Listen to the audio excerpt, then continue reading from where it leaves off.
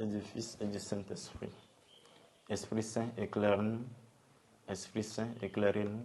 Esprit Saint, éclairez-nous. Évangile de Jésus-Christ selon saint Matthieu. En ce temps-là, les pharisiens, apprenant que Jésus avait fermé la bouche aux Sadducéens, se réunirent et l'un d'entre eux, un docteur de la loi, posa une question à Jésus pour le mettre à l'épreuve. Maître, dans la loi, quel est le grand commandement? Jésus lui répondit, tu aimeras le Seigneur ton Dieu de tout ton cœur, de toute ton âme et de tout ton esprit. Voilà le grand, le premier commandement. Et le second lui est semblable. Tu aimeras ton prochain comme toi-même. De ces deux commandements dépend toute la loi ainsi que les prophètes.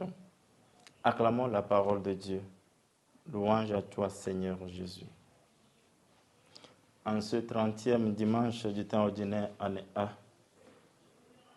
l'Église, la liturgie, nous invite à réfléchir sur le principe simple qui résume tous les commandements.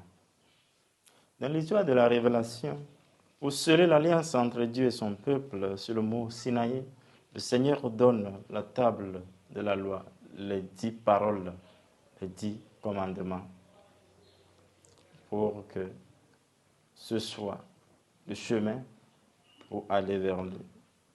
Par la suite, le peuple d'Israël a démultiplié ses commandements en 613 commandements, 248 positifs et 365 négatifs.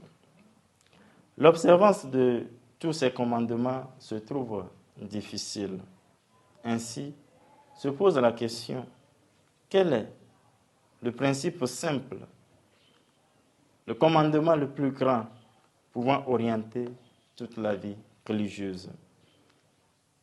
Question qui est adressée à Jésus.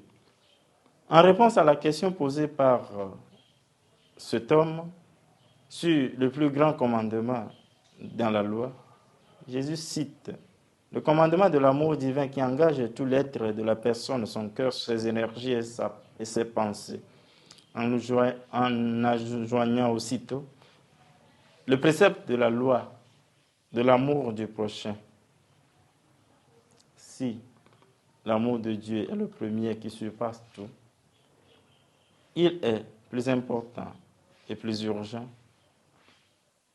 Le frère, mon frère, si nous aimons Dieu que nous ne voyons pas, en laissant de côté notre prochain, créé à son image et à sa ressemblance, il s'agit d'un amour désincarné. Avec le Christ, l'amour de Dieu et du prochain s'unit. À son école, tâchons-nous de prouver, de montrer à tous ceux qui nous sont proches que cet amour, ce grand amour que nous avons de Dieu se traduit par l'amour du prochain dans le quotidien. Aujourd'hui, l'Évangile nous pousse à nous regarder et à voir comment nous traitons nos semblables et en particulier ceux qui sont pauvres, en prenant l'amour de Dieu, en contemplant cet amour de Dieu, cet amour divin, nous devons l'implémenter sur nos prochains en élargissant nos cœurs aujourd'hui et pour les siècles des siècles. Amen.